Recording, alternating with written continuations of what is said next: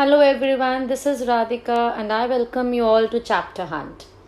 In today's video, I'll share with you summary and poetic devices of Sonnet 18, which is perhaps the best known of all the Shakespeare's 154 sonnets, primarily due to the opening line, "Shall I compare thee to a summer's day?" which every true romantic knows by heart. Sonnet 18 by William Shakespeare. The poem is written in the form of a sonnet. It has 14 lines, which are divided into 3 quatrains and a couplet. The rhyme scheme of this is A B A B, C D C D, E F E F, G G.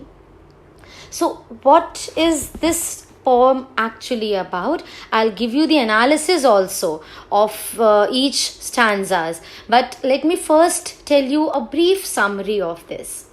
"Shall I compare thee to a summer's day" by William Shakespeare is a love sonnet in which the poet compares his beloved with summer season and explains how his beloved is more beautiful and lovely than the summer.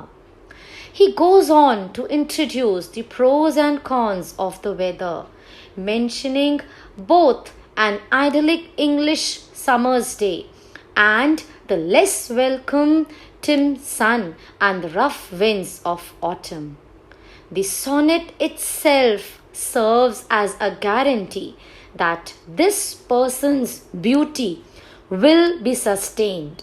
Even death will be silenced because the life of the poem will be read by the future generations when the speaker and the lover are no more, keeping their fair image alive through the power of verse.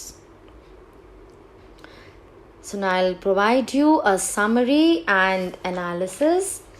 William Shakespeare was one of the most prominent playwrights and poets of the 16th century. He wrote many famous plays and sonnets. Shakespeare's Sonnet 18 teaches the reader that both love and beauty can be captured for eternity in poetry. Even though people grow old and die, their stories can outline them if they are prepared and preserved in verse.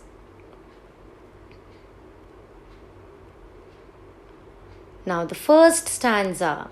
The poem opens with a question asked by the speaker as he asks his beloved whether he should compare her to a summer day. In the next line, he says that the beloved is lovelier than a summer day because she is temperate. The speaker says that the darling buds sprouting in May are shaken by the forceful winds that blow in the summer. Furthermore, the lease of summer is also not very long. It is very short-lived. The weather keeps on changing now, so that is why the poet is saying like this. Now, in the next quatrain, poet opens with description of yet another flaw in summer's beauty. During summers, the sun shines very brightly. The pleasant weather does not stay. Sometimes the sun's gold complexion is faint and the weather, it again gets cold. The poet then says that every beautiful thing is destined to see a decline in its charm one day. Sometimes it is ruined either by chance, that is rain, storm or other natural calamities, or by untrimmed, that means unchanging nature's changing course, which results in the fading of prettiness. This way, no beautiful thing escapes the clutches of future decline. Now in stanza 3, in the third quatrain, the speaker tells her beloved that you should not be afraid of losing the charm that you have now. Time will never be able to take the beauty of a soul, unlike the beauty of summer day, which is taken away by nature. Similarly, death will also fail in dispossessing her of her beauty. The speaker says that you will keep on growing in the eternal lines, he is saying. These lines do not come under the influence of time and will be able to remain in world till the end of time. Now there's a couplet in this poem. This sonnet ends with a couplet which usually reveals the central idea of the poem. The last two lines of the sonnet describes the reason behind the immortality of the beloved's beauty. Like, why is he saying this? You'll come to know by these lines, which will provide you the theme of this poem. Now the speaker says that as long as the human race remains here in this world, his lines will be read and the beauty of the beloved will remain in this world. This way, the speaker claims that he has given immortality to the beauty of the beloved. See how beautiful this poem is. Amazing work by the poet. Now sometimes, you are even asked as a part of children holiday homework that you have to give poetic devices of a poem. So here I provide you the poetic devices of this poem as well. So first is the rhetorical question. As you have seen that this starts with a question. Shall I compare thee to a summer's day? Now, this is a rhetorical question. Actually, it's a question that is not asked to receive an answer. So, the very first line, this question, it sets the tone and the atmosphere for the rest of the discourse. Now, second is personification. You all know personification. What is the purpose is? It is used to give human qualities to inanimate objects. Now you have seen the lines in this. The eye of heaven. Here heaven means sky. His gold complexion, where his is used to referring to the sun.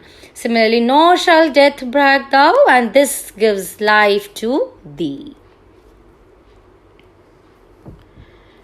Now, as we have seen that the poem is apostrophic with the general use of thy, thee, thou, etc. Then comes metaphor.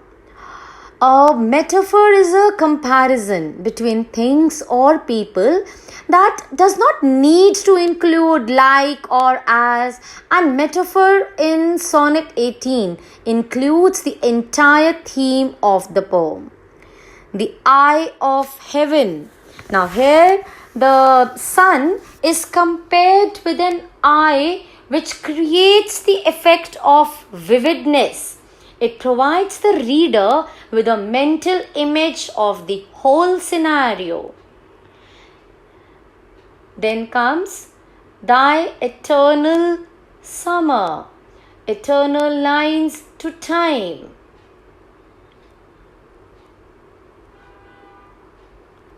Next is hyperbole. Hyperbole means the use of exaggeration. Thou art more lovely and more temperate, but thy eternal summer shall not fade. Next comes irony. So, when in eternal lines to time thou growest. Here there is a situational irony in that the lover is said to continuously grow with time even in death. Next comes alliteration. That means, using several words that begin with the same letter. Every fair from fair, chance or nature's changing course. Then comes imagery. Darling buds of May, shaking in the summer's rough winds. Now, imagery is, rich in Sonnet 18. Imagery is any language that excites the senses and includes descriptors that can be smelled, touched, tasted, seen, heard, or even sensed. So see, darling buds of May, shaking in the summer's rough wind. So the ability to read rough and imagine how the winds feel against the skin is what makes this type of description imagery. And Shakespeare is a master of this literary device. So with this, we come an end of this video. I hope you must have found this helpful. Please like and share the video with all those whom you think it could be of help. Subscribe to Chapter Hunt for many such informative videos. I'll see you soon. Till then, take care. Bye-bye.